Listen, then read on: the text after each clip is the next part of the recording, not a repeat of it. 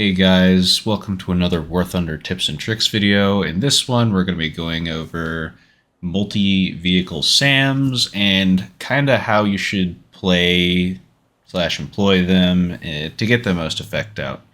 So, just to start out here, one thing you're going to want to keep in mind is where you're spawning. You want to try and get a spawn where your radar vehicle is going to have good line of sight and a good place to go hide, because immediately what you want to do is place down a launcher. This is so that if you have any helis rushing at the start of the game, you can deal with them.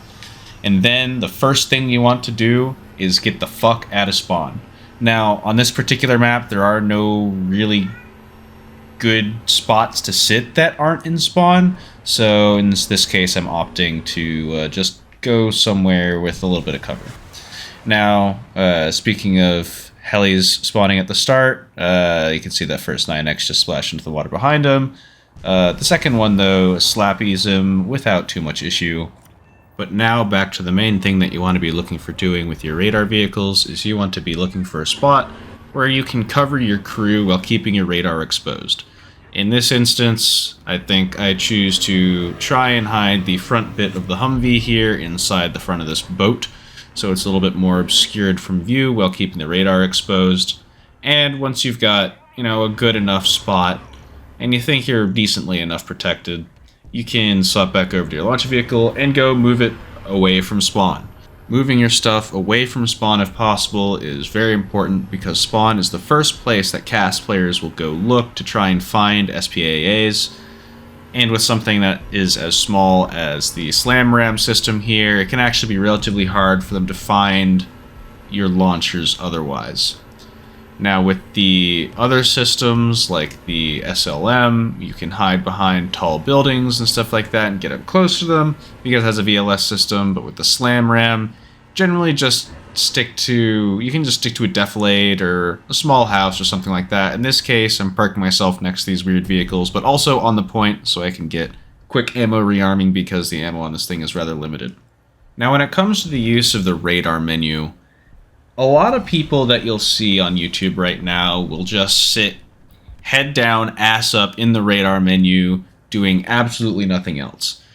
This is more useful for systems such as the Spider and the SLM, because you can't traverse the turret, you can't point at anything, so there's no real reason, really, to be out and looking around. However, with the SLM, it is actually very important to pre-position the launcher for suspected targets, because the AI is actually quite bad at doing it.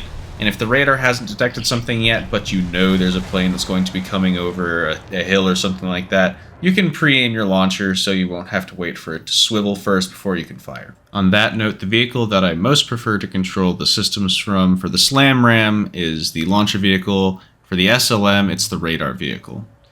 That is because in most instances with the SLM launcher units, you're just going to be sitting behind some building, you won't be able to see anything. However, with the radar vehicle, that's where you're going to actually have line of sight to be looking for things. You might be able to scout some enemies, but also that thing is gigantic, so if there's any danger coming your way, you're going to need to get out of the way.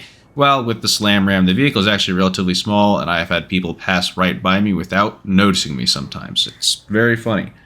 Now, the last thing I'd like to touch on real quick is targets. So, I've seen this a lot when it comes to other YouTubers and players in the game when they're using these systems. They'll see that rocket marker right there, and they will instantly dump a missile at it. You don't need to do that. This is kind of why you don't just want to be sitting on your radar screen, so you can look and actually see if the radar contact means anything, or if it's just a SAM someone shot or something like that you shouldn't even bother with. Radar screen saturation is a bit of a pain in these, especially if there's a lot of dumbfire rockets or SAMs flying around. You're just going to have a massive page full of rocket, enemy, ally, and actually picking out important targets is going to be rather difficult if you're just staring at that screen. So generally, you want to actually visually verify that the track you're going to be shooting at is good before you pull the trigger. You can do that by just going out of the radar menu and looking at it.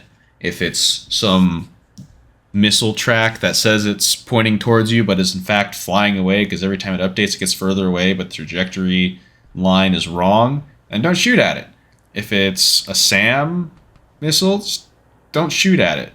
If it's a KH-38 that's coming right for you, definitely shoot at it. So I think that's about it for this video. I hope you guys had a decent time, learned something, and I'll see you in the next one.